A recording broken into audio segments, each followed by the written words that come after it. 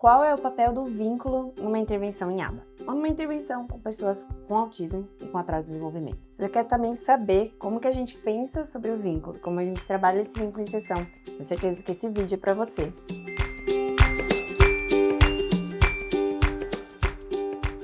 Oi pessoal, tudo bem? Meu nome é Priscila Terumi, eu sou psicóloga, mestre, especialista e doutora em psicologia pela Federal de São Carlos. E hoje eu vim contar sobre um tema muito importante, que é a temática do vínculo nas nossas intervenções em aba e quando a gente está trabalhando com pessoas com atraso de desenvolvimento e com autismo. Por que a criação de vínculo é tão importante na nossa sessão, em todos os contextos em que a gente está trabalhando, e não só no começo da nossa sessão, mas ao longo de todo o processo? Para explicar isso para vocês, eu vou contar uma história da minha vida pessoal. Talvez ilustre um pouquinho para vocês por que o vínculo é tão importante. Há um tempo atrás, eu precisei tirar o dente do siso.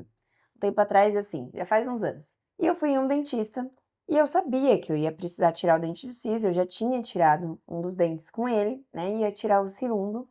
E eu já sabia mais ou menos como era o processo, né? Já confiava nesse profissional. Então, eu estava indo fazer a retirada do segundo. Quando eu fui tirar o segundo dente, aconteceu algum tipo de problema depois do meu processo de recuperação, que basicamente teve uma infiltração de comida. Acho que abriu um pedacinho, abriu um buraquinho e começou a entrar comida lá dentro. Precisava ser limpado direitinho ali para não causar uma infecção ou algo assim mais grave. Eu não sabia de nada disso, né? Só fui ao dentista depois da retirada do siso, para ele verificar como estava e fazer algum tipo de conduta, né, e ver se ele liberava, o que ele fazia. Quando começou essa avaliação dele, ele foi explicando para mim o que estava acontecendo, só que ele não contou todos os detalhes para mim. Ele só falou assim: olha, abriu um buraquinho e eu vou precisar fazer um procedimento para lidar com isso. E eu vi que ele estava pegando algumas outras coisas ali, entre uma dessas coisas, uma injeção. Quando ele pegou a injeção, eu fiquei um pouco preocupada, assim, de que talvez aquilo fosse doer, né, levar alguma dor. Mas eu perguntei pra ele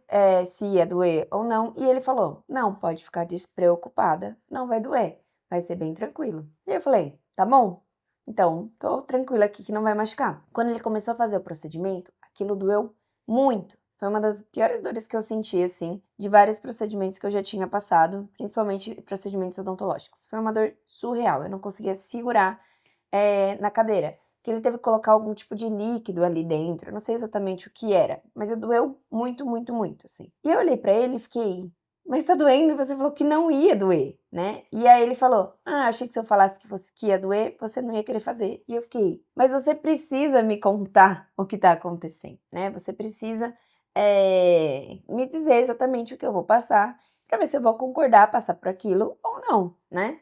E se eu não concordar, ok, ou então eu vou entender a necessidade daquilo, né? Como uma pessoa adulta que já passou por uma série de procedimentos ao longo da vida, né? Muitas vezes a gente sabe que vai ser necessário passar por alguma situação que é um pouquinho mais dolorosa, em virtude do nosso bem-estar, né? E da nossa segurança em primeiro lugar. Então essa situação me fez com que eu não quisesse mais ver esse dentista na face da terra, assim, né? Eu não queria mais voltar lá.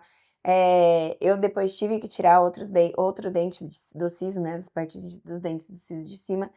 E eu não queria mais saber dele. Mas o que isso tem a ver? O que essa história tem a ver com um vínculo na nossa sessão? Isso tem tudo a ver com um vínculo na nossa sessão. Por quê? Eu tinha um vínculo com esse dentista.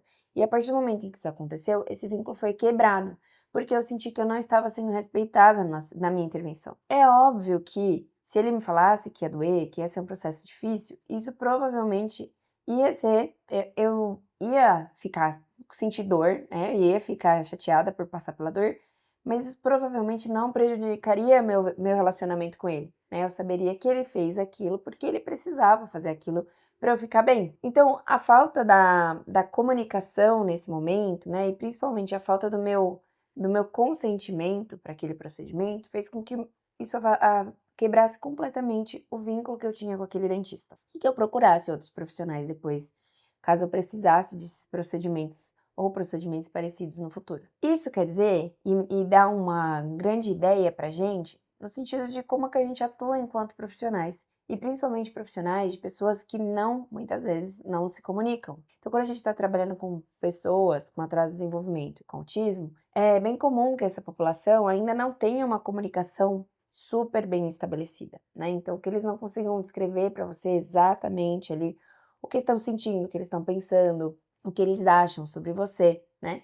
Então, a gente precisa ir construindo essa relação com base no que a gente percebe sobre o assentimento deles. O que é o assentimento? É a concordância, né? É a mesma coisa do consentimento, só que a gente usa o termo de assentimento para as pessoas que não são legalmente capazes, né? Então, nesse caso, a gente conseguiu o assentimento do nosso paciente nas nossas intervenções, é conseguir perceber se esse paciente ele está feliz na sessão, ele está relaxado, né? Ele está engajado nas atividades que a gente propõe, ele não está tenso, rígido, né? Tentando sair, tendo um monte de comportamento interferente, né? Ele está bem.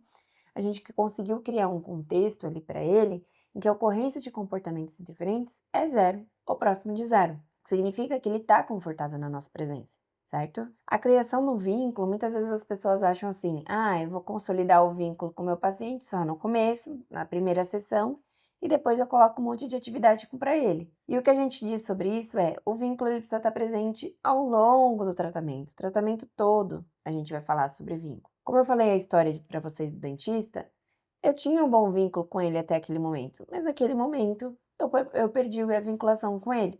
E eu não quis mais ter vinculação com ele. Então, esse é um ponto importante para a gente trabalhar.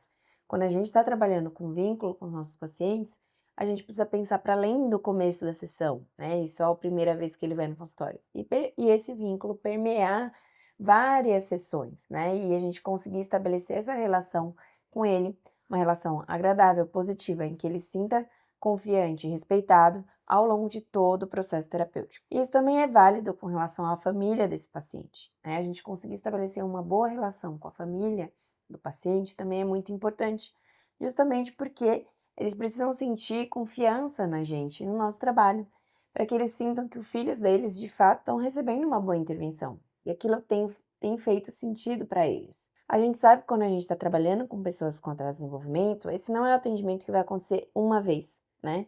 Ou uma vez por mês.